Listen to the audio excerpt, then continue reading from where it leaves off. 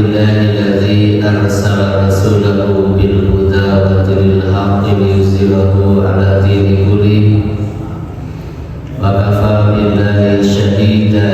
Asyhadu an la ilaha illallah wahdahu la syarika lah wa asyhadu anna Muhammadan abduhu wa rasuluhu la nabiyya ba'da. Allahumma shalli wa sallim wa barik ala sayyidina Muhammadin wa ala alihi wa ashabihi ajma'in.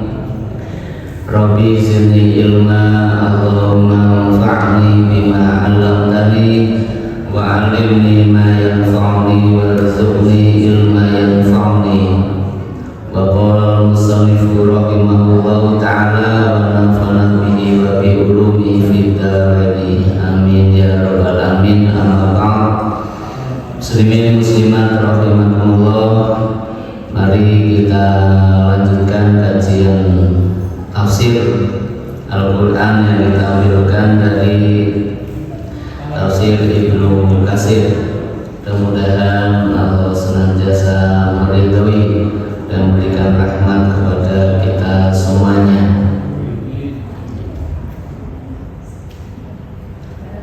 Tafsirul basmalah wa ahkamuha. Kemarin kita sudah sampai kepada pembahasan tentang bacaan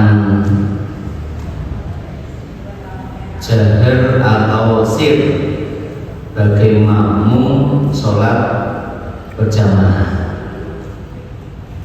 Pendapatnya ada tiga. Yang pertama, baik jahar maupun sir makmum baca surat Al-Fatihah semuanya. Yang kedua,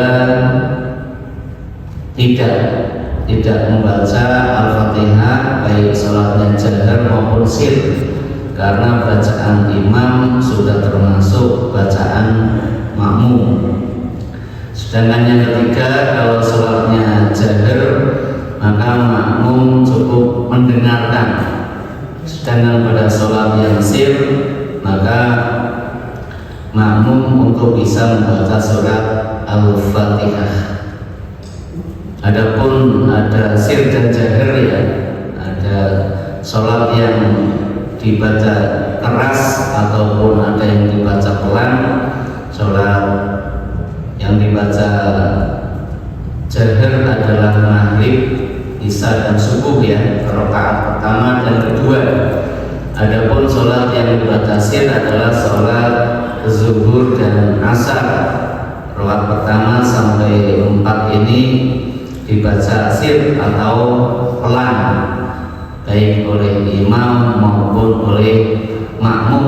Mengapa ada jahar dan ada sir? Karena kita ittiba kepada Nabi menjelaskan demikian dan Nabi melaksanakannya juga demikian. Nabi dalam prakteknya sholatnya yang jahar adalah maghrib, isya dan subuh, rakaat pertama dan kedua. Sedangkan yang lainnya sir. Sedangkan yang dibaca sir atau dibaca lirih pelan, Nabi melaksanakannya adalah sholat zuhur dan asar. Jadi kita mengikuti, ada hal-hal yang kita harus memang mengikuti apa yang dilaksanakan Nabi, kita tinggal melaksanakan saja. Tapi ada beberapa ulama menjelaskan hikmahnya, bukan alasannya, tapi hikmahnya. Kenapa dibaca kalau siang dibaca jahar, sedangkan malam dibaca sir? Di antaranya adalah kalau yang dibaca jahar agar lebih mengkhusyukkan, karena di waktu malam hari maghrib, isya, subuh dilaksanakan malam hari, maka lebih khusyuk dalam membacanya sehingga dijaharkan. Bahkan ada yang menjelaskan bahwasanya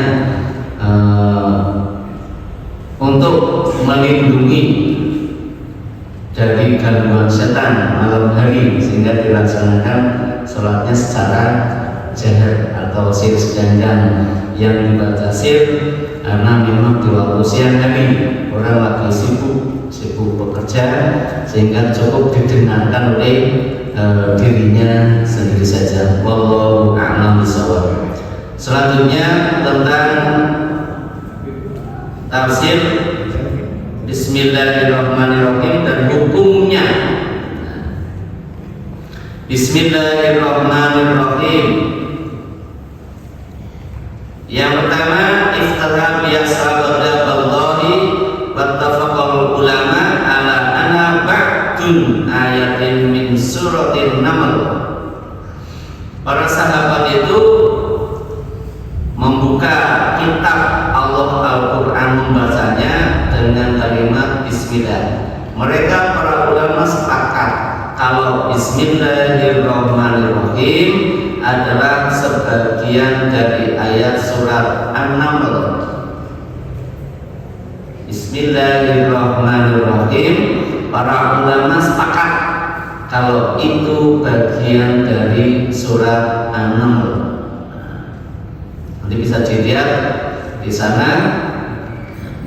Summa talafuf hal hiya ayatun mustaqilatun fi awali kulli surah. Tetapi para ulama berbeda pendapat. Apakah bacaan Bismillahirrahmanirrahim ini ayat tersendiri pada setiap surat? Aw min awal suwarin katabat fi awaliyah, atau bagian dari awal surat yang tertulis di situ. Aw anabatun ayat min kulli suwar, atau Bismillah itu adalah ayat pada setiap surat. Aw inna kadzalika fil fatati duna ghairu, atau itu hanya milik surat Al-Fatihah, sedangkan tidak ada di surat yang lainnya. Au innaha innama katabat lil fasli la anna ayat, atau hanya untuk pembatas surat, karena setiap surat itu ada awalnya lafaz Bismillahirrahmanirrahim. Apa itu fasli? Hanya untuk pembeda saja, pembeda surat satu dengan surat yang lainnya. Maka untuk memulai satu surat diawali dengan basmalah. Hal ini menjadikan perbedaan pendapat. Kita lihat di sini pendapatnya adalah annaha ayatun min kulli suratin illa barokah. Bismillahirrahmanirrahim itu adalah ayat tersendiri dari tiap surat. Jadi tiap surat itu ada yang namanya Bismillahirrahmanirrahim. Itu adalah ayat yang ada pada tiap surat, kecuali surat Barokah. Surat Barokah atau surat At-Taubah. Maka dilihat di sana, di dalam surat At-Taubah tidak ada muncul lafaz basmalah. Tapi kalau selain pada surat At-Taubah, ayat Al-Qur'annya diawali dengan Bismillahirrahmanirrahim, baru ayat berikutnya. Wa qala Malik wa Abu Hanifah wa Sabuma laisa ayatan minal Fatihati wala min ghairiha minas suwari. Dari kalangan Imam Malik dan Abu Hanifah dan para sahabatnya atau berikutnya mengatakan bahwasanya Bismillahirrahmanirrahim itu bukan ayat dari surat Al-Fatihah, bukan pula ayat dari setiap surat. Sehingga tulisan lafaz Bismillahirrahmanirrahim itu bukan ayat pertama dalam surat Al-Fatihah, bukan pula ayat pertama dari setiap surat yang diawali dengan lafaz Bismillahirrahmanirrahim. Tetapi para ulama sepakat kalau lafaz itu adalah satu ayat bagian dari surat An-Nahl. Jadi yang diajarkan Allah kepada Nabi Sulaiman ya. Wa innahu bismillahirrahmanirrahim, nanti sampai ke sana ya.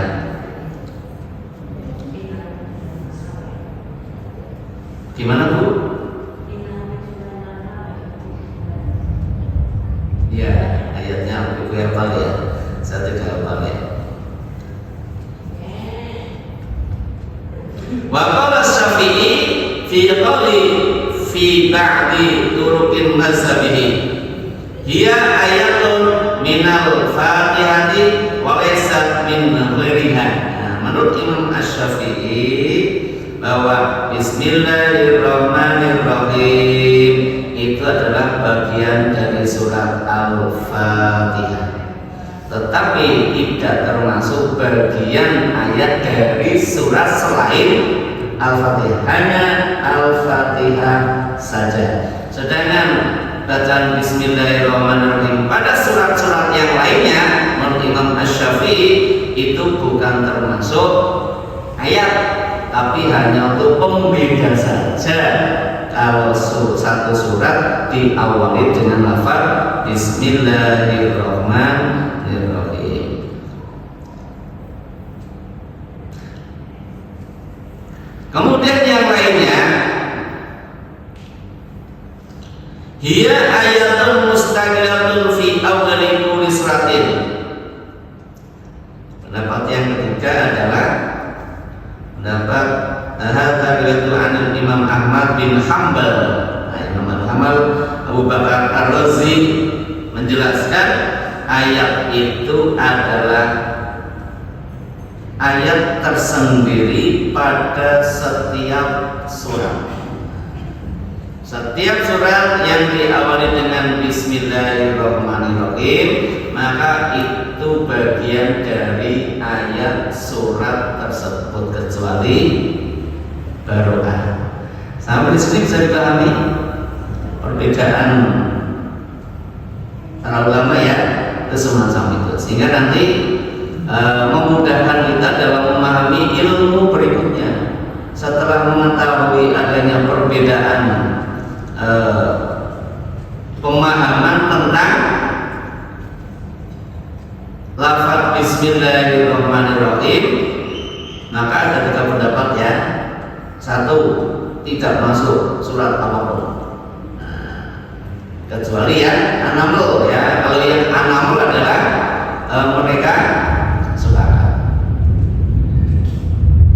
Kemudian yang kedua, itu hanya dimiliki surat Al-Fatihah, sedangkan surat yang lainnya hanya untuk pembeda saja.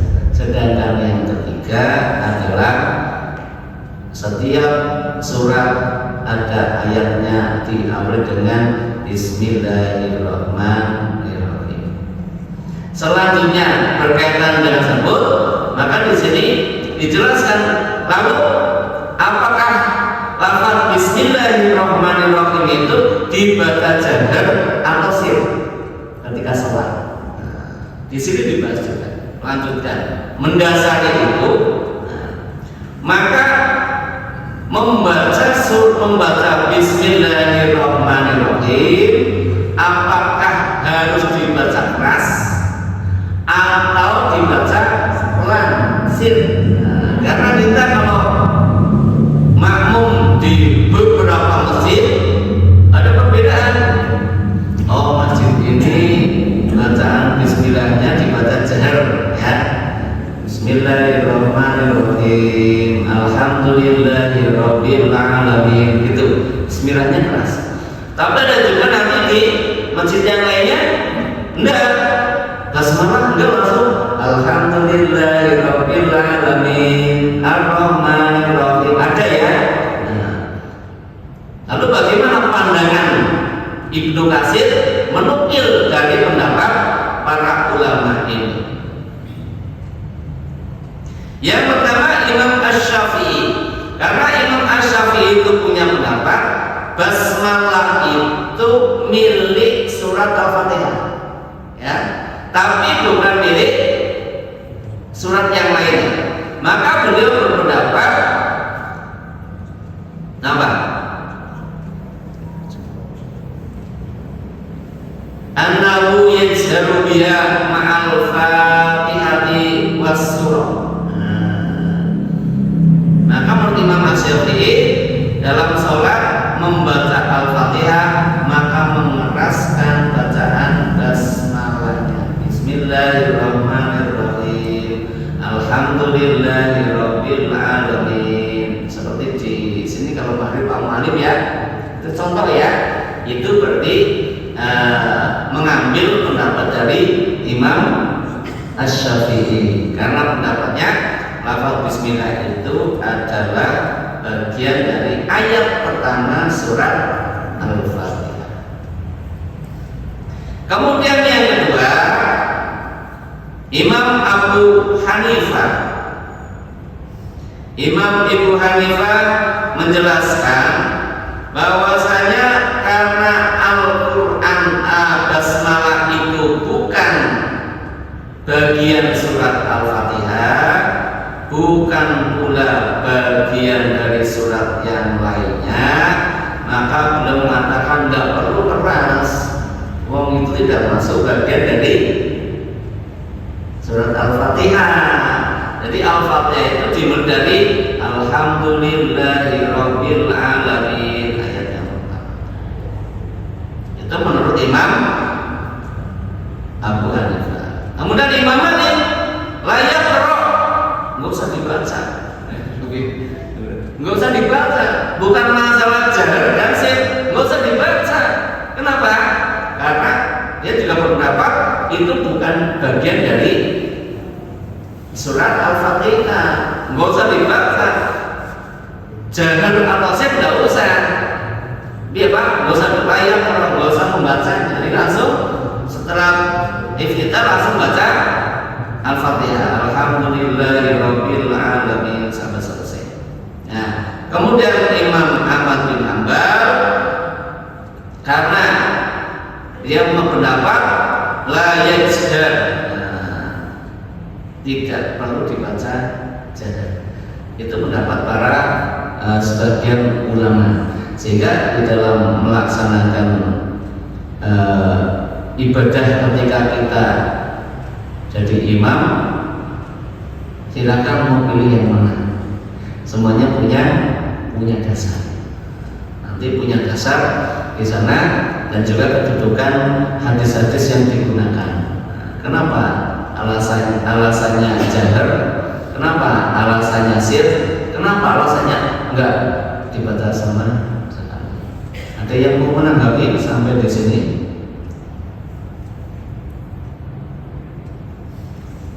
Ada nggih? Nah, kalau nggak ada, kita lanjut yang lafaz makna berikutnya. Bismillahirrahmanirrahim. Ar-Rahmanirrahim.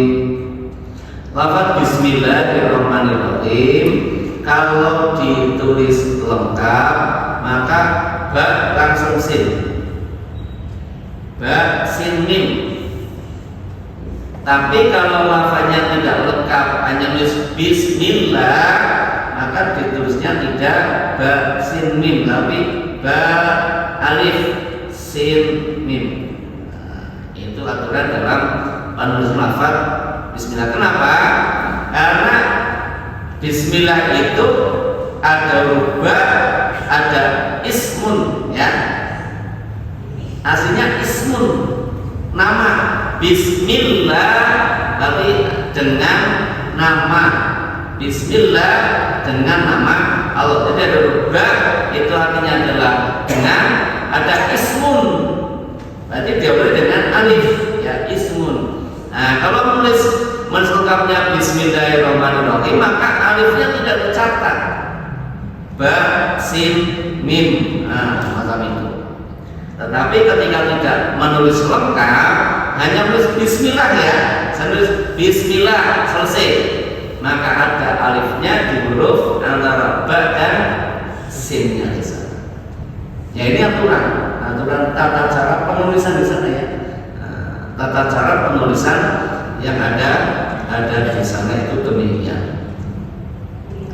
Hadirin rahimakumullah, ada Ar-Rahman Ar-Rahim. Ar-Rahman adalah Maha Pemurah, Ar-Rahim Maha Penyayang. Lalu bagaimana kita bisa mengetahui itu Ar-Rahman atau Ar-Rahim? Dijelaskan Ar-Rahmanu li jami'il khalqi. Kasih sayangnya Allah itu untuk seluruh makhluknya.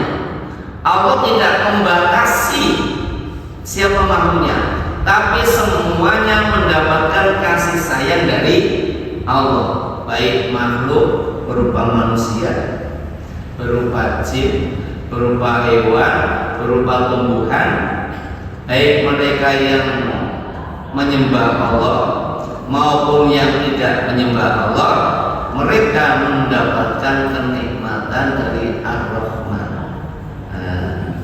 Nah, kalau ada orang tidak rajin sholat, kemudian rajin bekerja, jadi kaya, itu Ar-Rahman. Orang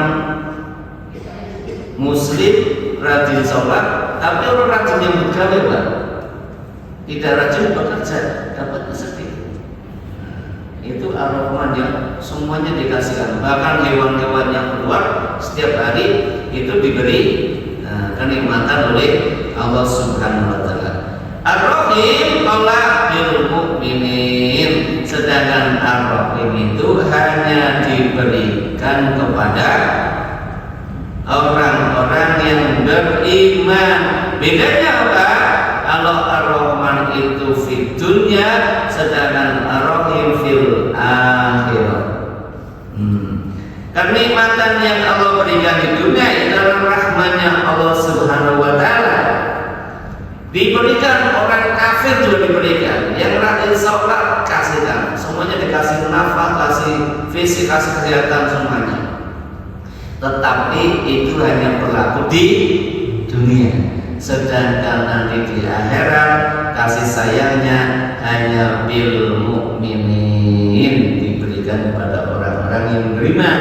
Maka orang-orang yang di dunia tidak mau mengakui Allah sebagai sesembahnya dan tidak mau beribadah, malah durhaka, maka nanti tidak mendapatkan kasih sayang dari Allah, tapi mendapatkan siksa dari Allah Subhanahu wa taala. Maka salah satu sebab seseorang masuk surga karena mendapatkan rahmat. Karena Allah memberikan rahmat, kasih sayang kepada orang tersebut, maka dia bisa jadi masuk ke dalam surga. Tetapi orang yang tidak mengikuti atau orang yang tidak beribadah kepada Allah Subhanahu wa taala, maka dia tidak akan mendapatkan kasih sayang di akhirat. Kenapa? Nanti akan mendapatkan azab dari Allah Subhanahu wa taala. Itulah perbedaan antara Ar-Rahman dan Ar-Rahim. Bisa dipahami nggak, Bu? Bisa ya? Alhamdulillahi Rabbil Alamin. Al-qira'atu sab'ah ala dhammid dal. Ini ada perbedaan lagi ya. Alhamdulillahi Rabbil Alamin. Qira'ah sab'ah menjelaskan itu huruf dalnya di dhammah ya. Alhamdulillah wa mubtada'un wa khabarun, dan sebagai mubtada dan khabar. Maka dibaca alhamdulillah. Kemudian ada yang menjelaskan juga dibaca nasab. Diriwayatkan dari Sufyan bin Uyainah, Ru'yah bin Ajaz bahwasanya terjelaskan alhamdulillahi rabbil alamin. Jangan kaget ya kalau nanti kita sholat di satu masjid kok alhamdulillahi rabbil alamin, kok salah? Jangan kita menyalahkan dulu ya, karena mereka punya dasarnya. Bin nasbi wa huwa ala idmari fi'lin. Kenapa dibaca alhamdulillah? Karena tersimpan fi'il di dalamnya. Ada fi'il yang tersembunyi. Sebelum alhamdu ada fi'il yang tersembunyi, maka dibaca alhamdulillah. Tapi ini mungkin materi terlalu tinggi ya kalau dibahas masalah materi nahwu sorof ya. Nah, ini informasi saja. Jadi suatu saat ada yang membaca surat Al-Fatihah menggunakan alhamdulillah, kita diam, tidak nanti menyalahkan. Selesai, Pak, tadi kok tidak alhamdulillah ya? Tadi pokoknya alhamdulillah, salah. Coba lihat Al-Qurannya juga. Al-Quran cuma tulisannya alhamdulillah. Nanti dia baru belajarnya lafziyah, mushaf, usmaniyah. Nah, diajari situ. Di sini nanti dijelaskan kenapa menggunakan alhamdulillah, karena di sini dijelaskan qulu alhamdulillah. Ada yang tersembunyi. Faka'annahu qala qulu alhamdulillah. Karena tersembunyi di dalam ayat itu ada perintah qulu, katakan. Ada perintah ya. Apa yang dikatakan? Alhamdulillah. Jadi alhamdulillah jadi maf'ul. Katakan alhamdulillah. Jadi alhamdulillah juga sebagai maf'ul, objek. Kalau objek nasab salah satu tandanya adalah fathah. Maka mengapa dia mengatakan alhamdulillahirabbil alamin? Di dalam ada perintah qulu, tersembunyi ya, alhamdulillah. Katakanlah alhamdulillah. Itu alasannya, alasan sebagian ulama yang mengatakan demikian.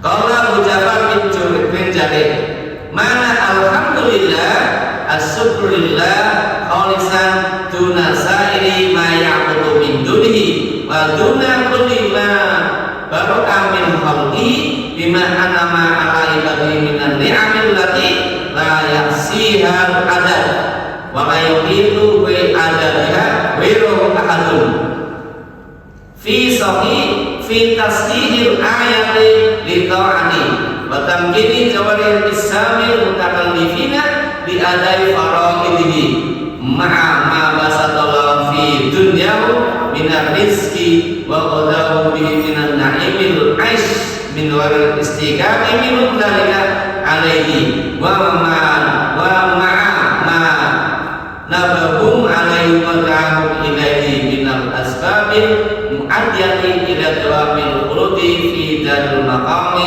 fi na'imil muqim. Jadi ini kalimatullah lafaz alhamdulillahi rabbil alamin yang artinya segala puji milik Allah ya.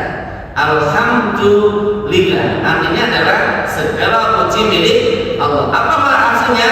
Adalah syukur kepada Allah semata-mata bagi seluruh apa yang diciptakan oleh Allah dan menyembah kepada Allah Subhanahu wa ta'ala, bukan kepada apa yang telah diciptakan oleh Allah.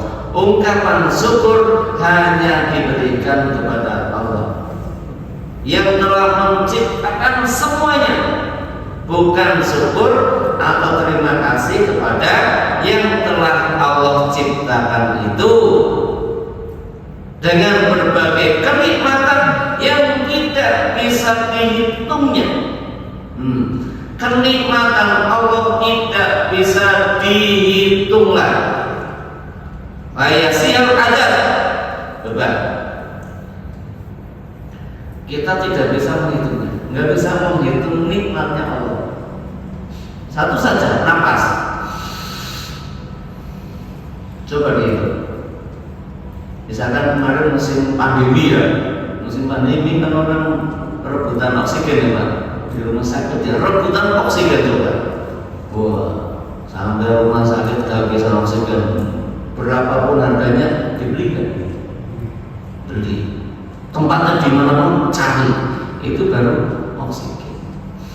Napas ya, napas itu baru dari napas saja sudah kita nggak bisa menghitungnya. Coba terima, kita tidur bisa napas apa tidak? Bisa napas. Tidur saja Allah kasih napas sama kita, nggak bisa dihitung. Ibu-ibu kalau sehari bernapas berapa kali Bu? Bisa ngitung nggak Bu? Kenapa nggak bisa ngitung Bu? Saking banyaknya, coba. Saking banyaknya dijelaskan, maka segala puji betul-betul hanya milik Allah. Karena semua kenikmatan tidak bisa kamu hitung semuanya. Mau menghitung yang mana coba? Mau hitung mana? Itu baru dari napas ya. Napas gratis nggak Bu? Gratis. Napasnya gratis. Coba 1 menit saja tidak bisa bernapas, semuanya yang dimilikinya sudah habis. Maka tidak bisa untuk menghitungnya jumlahnya, kecuali hanya Allah yang bisa menghitungnya. Bahkan Allah memberikan seluruh sarana untuk melaksanakan ketaatan kepada Allah. Bitasqihil alati li ta'ati. Allah semuanya kasih sarana kepada kita. Sarana untuk melaksanakan perintah Allah, Allah kasihkan kepada kita. Coba. Apa sarannya untuk ibadah kita? Banyak tuh baju Allah yang kasih, sarung Allah yang kasih, persis Allah yang kasih, masjid Allah yang kasih, kendaraan Allah yang kasih. Coba Allah kasihkan itu semuanya sebagai sarana untuk bisa melaksanakan ketaatannya. Bahkan ini jawari as-samil al-mutakabil hadail faraid. Dan juga apa? Seluruh gerakan tangan manusia itu yang telah mampu untuk menunaikan kewajibannya. Mata kita bisa menunaikan kewajibannya. Coba kalau kita nggak bisa melihat, ayo ke masjid bingung, ya. Kaki kita nggak bisa jalan, nggak bisa ke masjid. Allah kasihkan gerakan-gerakan seluruh tubuh kita untuk bisa menunaikan diadai faraid, untuk menunaikan semua kewajiban yang harus ditunaikannya. Ternyata Allah kasih gerakan seluruh indera kita itu adalah untuk menunaikan kewajibannya. Meskipun tadi saya sampaikan gratis napas kita, udara kita, tapi kita punya kewajiban untuk menunaikan kewajibannya. Karena apa? Karena alhamdulillah semua keterpujian hanya milik Allah Subhanahu wa ta'ala. Dan Allah luaskan rizkinya kepada manusia di dunia. Allah kasihkan, luaskan Allah rizkinya di dunia. Masya Allah, coba perhatikan itu. Nah, kalau manusia ternyata tidak mau beribadah, ya mungkin bahasanya kebangetan ya, kasihkan itu. Dan Allah memberikan kepada mereka kenikmatan-kenikmatan untuk hidupnya. Kasihkan semuanya. Padahal min ghairil istiqaqi minhum dzalika alaih. Padahal manusia tidak memilikinya. Manusia tidak punya hak memiliki itu semuanya. Semuanya adalah milik Allah. Coba Bu, udara milik siapa Bu? Milik Allah. Air. Dijelaskan manusia tidak punya hak, hak apa? Nggak memiliki. Manusia tidak punya hak untuk memiliki itu semuanya. Tetapi Allah kasihkan kepada mereka. Beda dengan manusia juga. Saya bisa menggunakan sepeda motor karena motor milik saya, ya enggak? Kalau ada orang lain mau pakai ya keseharian, boleh nggak oleh saya? Tidak boleh. Mungkin itu bukan miliknya, Pak. Mungkin milik saya. Itu milik saya, maka saya pakai untuk kepentingan saya. Termasuk Bapak Ibu punya sepeda motor misalkan ya, itu milik panjenengan, dipakai orang lain, bahasanya pinjam atau bahasanya sewa. Kalau tidak pinjam jasa berarti apa? Mencuri. Coba Allah itu, Allah yang memiliki semuanya. Manusia itu min ghairi min dzalik alaih, tidak punya hak milik tentang hal itu, tapi Allah kasihkan semua. Silakan air dipakai, silakan tumbuhan dipakai, silakan udara dipakai, silakan tanah dipakai, silakan pakai semuanya. Coba inilah masya Allah. Maka alhamdulillah, memang yang terpuji hanya Allah Subhanahu wa Ta'ala. Oleh karena itu, agar kita apa? Diajak kepada Allah Subhanahu wa Ta'ala, itu semuanya adalah jadi asbab, sebab agar apa? Kita nanti sampai kepada kekekalan hidup yang sempurna, yaitu al-jannah. Semuanya itu Allah berikan kepada manusia agar kita sampai kepada hari akhir, sampai kepada surga. Coba Allah tidak cuma di dunia, coba itu dikasihkan oleh Allah agar kau sampai ke surga lagi nanti. Masih ada lagi yang belum kita dapatkan, Pak. Kita baru dapatkan di dunia. Allah berkehendak itu semuanya agar apa? Nanti kau dapatkan di akhirat, agar kamu nanti mendapatkan kenikmatan yang kekal di dalamnya, yaitu berupa surga di sana. Alirabbina alhamdu ala dzalika kullihi awwalan wa akhiran. Oleh karena itu Tuhan kita adalah alhamdu ala dzalika kullihi awwalan wa akhiran. Karena itulah Tuhan kita adalah Tuhan yang terpuji awal maupun akhir. Hadirin rahimakumullah, luar biasa. Ada yang mau menanggapi atau dilanjut? Lanjut. Belum bisa ya? Nanti membaca. Zikru aqwali salafi fil hamdi. Bagaimana pendapat ulama-ulama salaf dalam lafaz alhamdu? Alhamdulillahirabbil alamin. Qala Ibnu Hakim, di sana dijelaskan dari Umar radhiyallahu anhu. Ini sudah saya jelaskan, ulama salaf itu mulai dari para sahabat, ya, sahabat. Dari Umar radhiyallahu anhu, dia berkata, kami mengetahui subhanallah, kami mengetahui la ilaha illallah. Tapi apa itu alhamdulillah? Maka Ali berkata, alhamdulillah adalah kalimat keriduan Allah pada dirinya sendiri. Kalimat alhamdulillah adalah satu kalimat di mana Allah ridho dengan dirinya sendiri. Bahkan dalam riwayat yang dikatakan qala Umar li Ali. Suatu hari Umar bin Khattab bertanya kepada Ali, la ilaha illallah subhanallah wallahu akbar, sungguh kami kenal itu. Nah, kata siapa? Umar bin Khattab.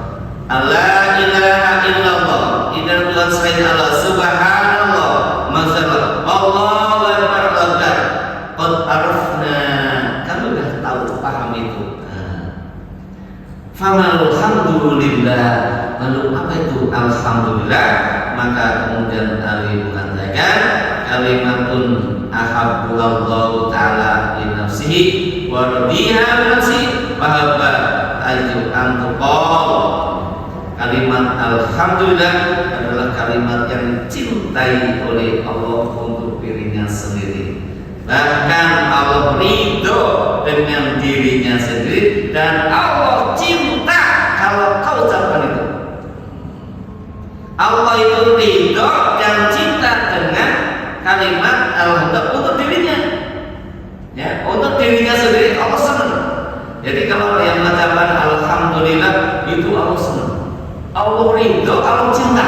Nah, maka katakanlah atau zikirlah alhamdulillah. Maka itu sesuatu yang sangat dicintai oleh Allah Subhanahu wa Ta'ala. Walaupun hanya sekedar mengucapkan alhamdulillah, berarti dia mengetahui bahwa seluruh kenikmatan yang diberikan kepadanya, kemudian dia mengucapkan alhamdulillah. Jadi kenapa berat ucapan alhamdulillah? Ringan, tetapi kadang tidak mampu untuk mengucapkannya. Nah, ketika mengucapkan itu Allah ridho dirinya, coba kepada dirinya ridho, kepada dirinya cinta. Maka dianjurkan untuk mengucapkan alhamdulillah.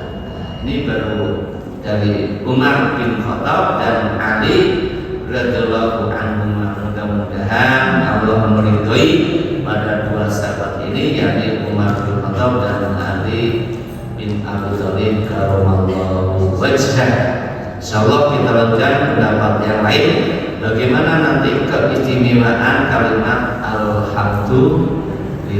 Wallahu a'lam bishawab. Astaghfirullahaladzim. Subhanakallahumma wa bihamdika asyhadu an la ilaha illa anta astaghfiruka wa atubu ilaik. Wassalamualaikum warahmatullahi